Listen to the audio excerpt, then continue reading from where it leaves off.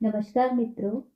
तो कहानी की श्रृंखला को आगे बढ़ाते हुए आज सुनते हैं अलका सिन्हा जी की लिखी हुई कहानी मिनी। मिनी ने कमरे में धीरे से झांका। मम्मी सो रही थी, यहाँ और प्रतीक्षा नहीं कर सकती थी। उसने हल्की सी आवाज लगाई, मम्मी। मम्मी ने पता नहीं सुना या नहीं, पर उन्होंने करवट बदली। इस बार कुछ और ऊंची आवाज में मिनी ने पुकारा। मम्मी नींद से चौंक उठी। क्या हुआ? स्वर में थोड़ी चिंता, थोड़ा गुस्सा भरा था। मिनी एक बार ही लड़खड़ा गई, फिर साहस जुटाकर बोल पड़ी, मुझे लाइब्रेरी जाना है। इतनी दोपहर में? कितनी धूप है बाहर। मम्मी की आवाज कुछ सख्त हो गई। लाइब्रेरी 2 बजे खुल जाती है। खुलने दो। इतनी दोपहर में कहीं नहीं जाना है। शाम होने दो, फिर जाना। मम्मी ने फैसला सुना दिया और बुदबुदाती हुई करवट बदलकर सो गई। अजीब मुसीबत है। मिनी पैर पटकती हुई कमरे से बाहर आ गई। बरामदे में बाहर की तरफ चिक डली हुई थी। उसने चिक उठाकर देखा। बाहर धूप थी, तेज रोशनी। आंखें मिचमिचाते हुए उसने चिक वापस ढक दी। वह अपने कमरे में लौट आई और रैक पर रखी किताबें टटोलने लगी। किले का रहस्य, नीली हवेली, जादुई तिजोरी, सभी किताबें उसकी पड़ी हुई थी। इंद्रजाल कॉमिक्स। वह यूं ही पन्ने पलटने लगी। पीला घोड़ा, मैड्रिड, लोथार, एक एक शब्द याद था उसे। उसने किताब पटक दी। मिनी, क्यों शोर कर रही है? बिनी सोते सोते बड़बड़ाई। मिनी परेशान थी। ऊपर से बिनी को बेफिक्री से सोते हुए देखकर उसे और भी झल्लाहट होने लगी। पता नहीं कैसे इतनी नींद आती है बिनी को, और मम्मी को भी। वह सोच रही थी। दोपहर कांटे नहीं कट रही थी। आखिर कोई उपाय न सूझने पर वह किताबों का रैक ही सजाने लगी। कोई और वक्त होता तो उसे किताबें सजाकर रखना अच्छा लगता, लेकिन जब पता हो कि ऐसा समय काटने के लिए किया जा रहा है, तब उसमें भी मन नहीं लगता। खैर, किसी तरह उठा पटक में 4 बज गए। वह साहस कर फिर मम्मी के नजदीक जा पहुंची। मम्मी, 4 बज गए हैं। मैं लाइब्रेरी जा रही हूँ। लगभग निर्णायक स्वर में उसने कहा और कमरे से बाहर निकल आई। मम्मी उन्नीली सी झल्ला पड़ी। गज भर की छोकरी, जरा बात नहीं मानती। नाक में दम कर रखा है। आने दे पापा को, सब बताती हूँ आज। मिनी ने किताब उठाई और दरवाजा पटकते हुए बाहर निकल गई। अभी भी धूप में चुभन थी, मगर मिनी को धूप से अधिक कुछ और चुभ रहा था। मम्मी को अगर सचमुच मेरी इतनी ही फिक्र थी, तो वह मेरे साथ बैठकर लूडो सांप सीढ़ी खेल लेती। मेरी दोपहर भी कट जाती और मुझे धूप में भी निकलना नहीं पड़ता। पर मम्मी को तो अपनी नींद की चिंता थी। और विनी कौन सी कम है? कहने को हम जुड़वा बहनें हैं, पर कौन सी आदत मिलती है हमारी।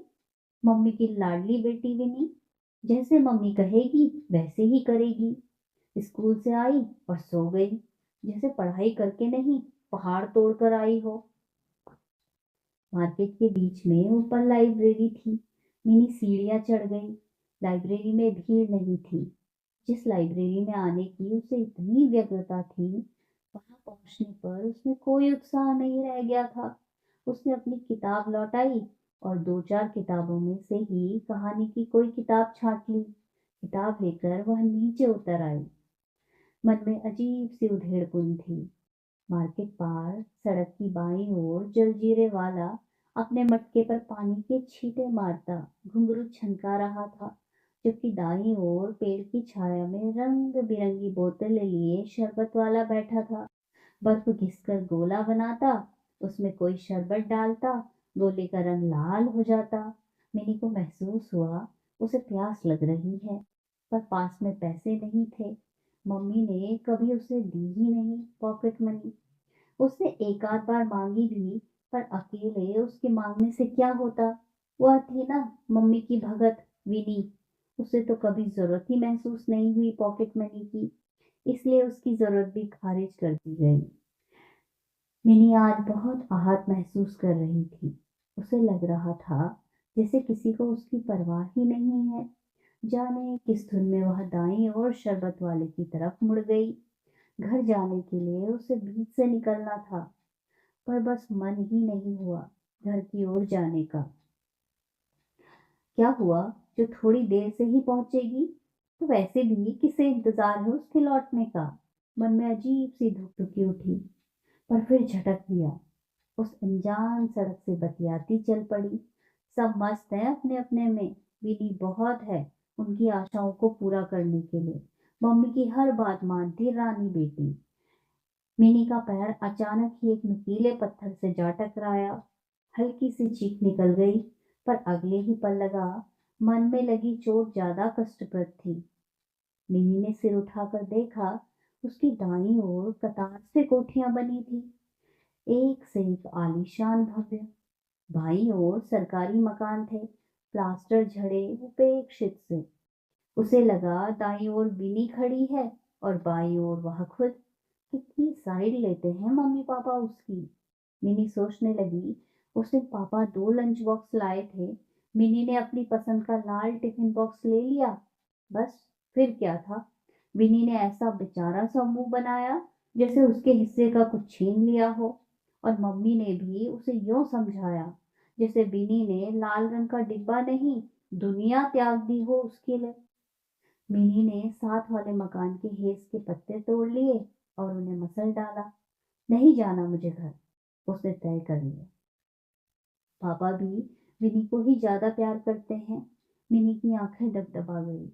बिनी कहेगी टीवी चलाने के लिए तो झट से कार्टून चला देंगे, और मैं कहूँ तो पढ़ाने बैठ जाएंगे। उस दिन दोनों के अंग्रेजी में 45 नंबर आए, पर डांट पड़ी सिर्फ मुझे ही, क्योंकि मैंने विनी की तरह रोने का नाटक जो नहीं किया। विनी को तो कहा कोई बात नहीं, अगली बार सुधार लेना, जबकि मुझे डपट दिया थोड़ी मेहनत करती तो अच्छे नंबर नहीं आते। अरे, विनी ने तो की थी मेहनत, उसके क्यों नहीं आए अच्छे नंबर। मिनी ने अपने कटे हुए बालों को पीछे झटक दिया। नहीं जाऊंगी, नहीं जाऊंगी घर। ऐसी जिंदगी जीने से तो बेहतर है बाहर रहकर धनिया पुदीना बेच लूं। उसने आत्मविश्वास से गर्दन चारों ओर घुमाई। सामने जूस वाले की दुकान थी। गन्ने का जूस बना रहा था भाई। भीड़ लगी थी। फिर कतार से सब्जी वालों की भीड़ थी। शाम हो गई थी। सब्जी मंडी में अच्छी गहमा गहमी थी। वह रास्ता बनाती आगे बढ़ने लगी। दुकानदार चीख चीख कर आलू प्याज के भाव बता रहे थे। एक टमाटर वाला बड़े सुर में गा रहा था, ताजा यही मिलेगी भैया, बाकी सब बेकार है। उसे बरबसी हंसी आ गई। कुछ पल को बहल गई थी उसकी तबीयत। सुख तो यह है कितनी मस्ती से जी रहे हैं सब अपनी अपनी जिंदगी। सब्जी वालों की दुकानें खत्म होने लगी थी और अब कसाईयों की जमात शुरू हो गई थी। कटे हुए बकरे लटक रहे थे। तड़वों में बंद मुर्गे इधर उधर फुदक रहे थे। बेखबर है कि किसी भी वक्त उनका मालिक ही उन्हें हलाल कर देगा। अजीब सी दुर्गंध वातावरण में फैल गई थी। मिनी को बेचैनी सी महसूस हुई, पर वह वापस नहीं लौट सकती थी। पीछे वही भीड़ भरी सब्जी मंडी थी। यहाँ भीड़ कम थी। एक सकरा सा रास्ता बाहर को निकलता था। दुकान के किनारे नान में कुछ मछलियां तैर रही थी, नहीं, छटपटा रही थी। मछली जल की रानी है, जीवन उसका पानी है, हाथ लगाओ डर जाएगी, बाहर निकालो मर जाएगी। मिनी को अचानक ही याद आ गई यह कविता। उसका मन मछली सा तड़प उठा। सामने पगडंडी दो तरफ को बट रही थी। वह तेजी से निकल जाना चाहती थी। वह एक और मुड़ने ही लगी कि ठीक बीचों बीच एक कुत्ता आ गया। वह थोड़ा घबरा गई। उसे कुत्ते से बहुत डर लगता था। दूसरी ओर मुड़ना चाहा तो देखा पान की दुकान पर 2 लड़के अजीब नजरों से उसे घूर रहे थे। मिनी एक बार भी सिहर उठी। अभी हाल ही में उसने शीश महल की राजकुमारी में पढ़ा था कि रंगा और मंटू किस तरह बच्चों को पकड़कर ले जाते थे, फिर हाथ पैर तोड़कर उनसे भीख मंगवाते थे। मिनी घबराहट दबाते हुए कुत्ते वाली साइड से ही मुड़ने लगी कि हड़बड़ाहट में एक मोटे आदमी से टकरा गई। क्या हुआ, रास्ता भूल गए हो क्या आप? उस सफेद कुत्ते वाले ने पूछा। तो मिनी एकदम रुआसी हो गई। अंकल, कृष्णा कॉलोनी किधर पड़ती है? कृष्णा कॉलोनी तो खासी दूर है, कोई साथ नहीं है तुम्हारे? मिनी घबरा गई कि अब चोरी पकड़ी गई है उसकी। पर फिर थोड़ा संयत होकर उसने कहा, नहीं अंकल, एक फ्रेंड के घर जाना था। कौन सी सड़क उस तरफ जाएगी? बस आप इतना बता दीजिए, फिर मुझे ध्यान आ जाएगा। उस व्यक्ति ने उसे बाईं ओर का इशारा कर उसकी जान बख्शी। मिनी थैंक्स बोलकर तेजी से आगे बढ़ गई। मिनी महसूस कर रही थी कि वह घर से काफी दूर निकल आई है और रास्ता भी भटक गई है। उसने देखा कि घबराहट में वह अपने सारे नाखून कुतर चुकी थी। वह लगभग दौड़ती जा रही थी। सामने नीचे के मकान में कोई महाशय पौधों में पानी डाल रहे थे। चारों ओर मिट्टी की सौंधी सुगंध भर गई थी और साथ ही उसका मन यादे वतन यानी घर की याद से तड़प उठा था। पापा अब तक घर आ चुके होंगे, उसकी खोज हो रही होगी।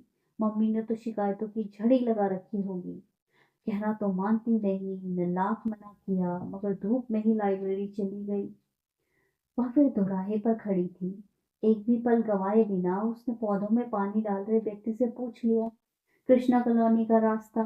अब अंधेरा छिटपुटाने लगा था। मिनी हड़बड़ाती सी चली जा रही थी। सामने फिर मार्केट आ गया। इतने मार्केट है इन सरकारी कॉलोनियों में? मिनी मन ही मन झल्ला पड़ी। मार्केट के दाईं ओर से कुछ फौजी वर्दी पहने तेज चाल से चले आ रहे थे। कोई और वक्त होता तो मिनी ठहर कर इन जवानों को जाते देखती, पर आज वह थोड़ा परेशान थी। एक क्षण ठिठक कर वह फिर तेज चाल से आगे बढ़ चली। अब उसे रास्ता समझ आने लगा था। जैसे जैसे वह घर के नजदीक पहुंचती जा रही थी, उसकी घबराहट बढ़ती जा रही थी। मेन रोड से अब वह अंदर वाली सड़क पर आ गई थी। उसके घर के सामने वाले पार्क में उसका कोई साथी दिखाई न दिया। सभी खेल कूद कर घर लौट चुके थे। मिनी की धड़कनें तेज हो गई। सीढ़ियों से ऊपर देखा तो बालकनी में खड़ी मम्मी ने पापा को आवाज लगाई, अरे देखिए, वह रही, अपनी मिनी ही तो है। मिनी का खून जैसे जम गया। लगा जैसे घुटनों से नीचे का हिस्सा सुन्न हो गया हो। सीढ़ियां कैसे चढ़े समझ नहीं पा रही थी। सारी हिम्मत जवाब दे गई। तभी ऊपर से दरवाजा खुलने की आवाज आई। उसकी धड़कन हथौड़े की तरह बजने लगी। मम्मी की दबी हुई आवाज सुनाई दी, सुनिए, डांटिए फटकारिएगा नहीं, प्यार से समझाइएगा। मिनी ने सुना तो पानी पानी हो गई। वह हिम्मत कर सीढ़ियां चढ़ने लगी। दरवाजे के बाहर ही पापा खड़े थे, दोनों आमने सामने। मिनी सांस रोके खड़ी हो गई। पापा भी चुप थे। इतने में मम्मी आ गई। अरे, ये पैर में चोट कैसे लगी है? कहीं से मार पीट कर लौटी है क्या? आवाज में चिंता थी। विनी, इसके हाथ पैर धुला, देख कितनी मिट्टी लगी है पैरों में। पापा ने बड़े सहज स्वर में पुकारा। मिनी ने चोर निगाहों से अपने पैरों की ओर देखा। विनी उसका हाथ पकड़कर बाथरूम में ले गई। कहाँ चली गई थी? पैरों पर पानी डालते हुए विनी ने फुसफुसा कर पूछा। मिनी ने दाएं पैर से बाएं पैर को जोर से रगड़ा। वहां अंगूठे पर खून बहकर सूख चुका था। तुझे पता है, मम्मी रो रही थी, विनी ने फिर पूछा। तो मिनी छलक पड़ते आंसू को थूक के साथ गटक गई। उससे कुछ कहते न बना। पापा कितनी चिंता कर रहे थे, आखिर तू चली कहाँ गई थी? विनी ने जोर देकर फिर पूछा। एक काला कुत्ता पीछे पड़ गया था, उससे बचने के चक्कर में मैं रास्ता भूल।